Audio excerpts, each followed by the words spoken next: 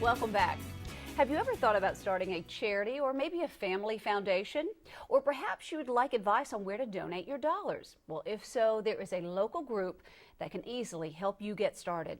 Marlene Spalton from the Community Foundation of Tampa joins us now. Marlene, thank you for being here. Thank you for having me. What is the Community Foundation? This was all new to me. When I did research and I found you guys, I said, who is this and what do they do?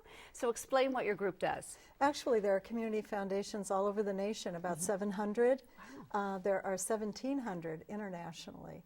This is the centennial year for community foundations. The first one was formed in Cleveland. This one in Tampa, the Tampa Bay Community Foundation, was formed in 1990, so we're relatively young. We have $182 million in assets that we hold for donors. Our purpose is to help philanthropists grow, manage, and then direct their philanthropy. And we do that through three types of funds. Donor-advised funds, which are like a philanthropy account that donors can open with us and then direct those funds to charities. Family foundations, as you mentioned, and community endowments. Wow. That's a lot of money and a lot of things that you're doing that's really good. And the most important thing is it's a lot of impact. Over the years, Sure. we've given away $150 million and more in just this Tampa Bay area. How do you decide who gets how much money and where? Well, you know, you've had some experts and very good experts on about the quantitative way to assess nonprofits. There's also a need to do that, the qualitative evaluation. Sure. We do site visits to all the nonprofits in the areas that our donors are interested in. We oftentimes take our donors with us on those visits. We know the leaders, we know the people serving on their boards, and we know the special projects that they're embarking on. So we have that very direct connection to them and can add that qualitative evaluation to the quantitative information that's important as well. But the fact that you do site visits, but not just do site visits, but you take the donors with you. I think it's extremely important. People know what they're giving to. They can say they've been there, they've seen it. You know, it becomes a lot more real to them. And, you know, those with a soft heart may have a softer heart after they visit the location. Many times people know they want to give to a certain, we call it field of interest, education, healthcare.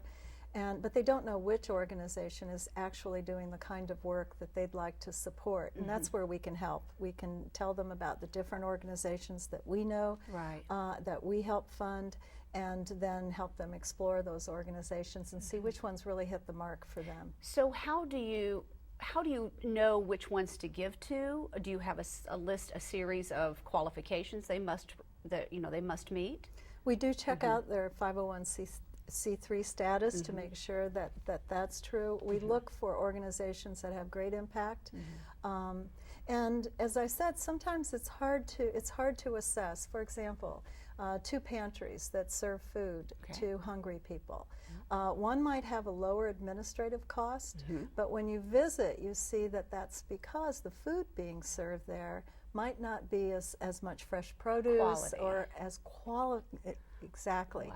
As another that might have a bit higher administrative costs, but once you see them, it becomes clear to you which one is the program you would want to support. Wow. And that's why I say that the qualitative analysis is as important as the quantitative one. That's a really good point. As Brian was saying earlier, you've got to look at the whole picture as a whole. Exactly. They may have higher administrative costs, but there is a reason for that, possibly. And again, that 990 form is so... That's the best place to start. Oh, yeah. And then to go beyond that. So philanthropists that work through us, through a community foundation, are looking for that very, that kind of support, that kind of information. And they'll create funds with us and then rely on our help to help direct them in the ways, the direction they want to go to make their donations. So if somebody says, I would like to start a family foundation in honor of my grandfather, you can help them get started? Absolutely. A person can start a private foundation, but there's quite a bit of cost related to that, both to start it and then to keep it going over the years, and a great deal of commitment that some families aren't in a position to make. Within the Community Foundation of Tampa Bay, you can have a family foundation, and we take care of all the administrative work. Oh, wow. It's very similar. It works technically like a donor-advised fund. Your whole family can be a committee of advisors. You can meet and talk about where you'd like your donations to go. The Community Foundation staff is available to advise you, to take you on visits. And who are some of those advisors? Maybe not my name, but what areas of expertise are they advising these people on? As I said, anywhere from human services to healthcare to education. Our staff, we have someone devoted, actually 2 people just to doing that and making those regular visits and staying in close contact with nonprofits throughout the area. I do a lot of that myself as well. Do you? Yeah. You love your job, I can tell. I love my job. I really do.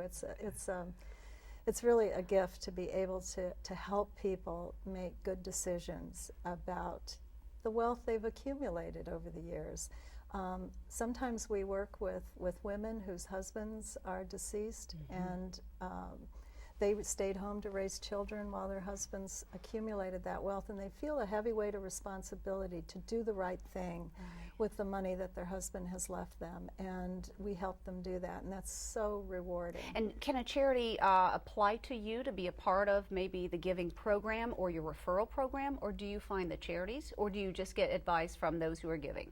We look for them. You do. Actually, in just about 6 weeks, we'll be launching a community platform. We're calling it Connect Tampa Bay, and it will be a database of every charity, every registered 501c3 in the whole Tampa Bay area.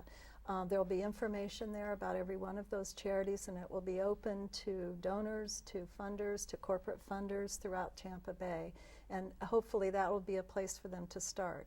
But our staff's available at all times, whether or not a person has a fund with us, to help answer questions or direct them to someone who can answer. So they can just call you up. They have never talked to you before. They have no affiliation, and you'll give them advice on who to go to. Absolutely. That's yes, really happy nice. to do Well, that. I'm so delighted I found you guys in my research, because I think what you're doing is too. It's an amazing opportunity for people to.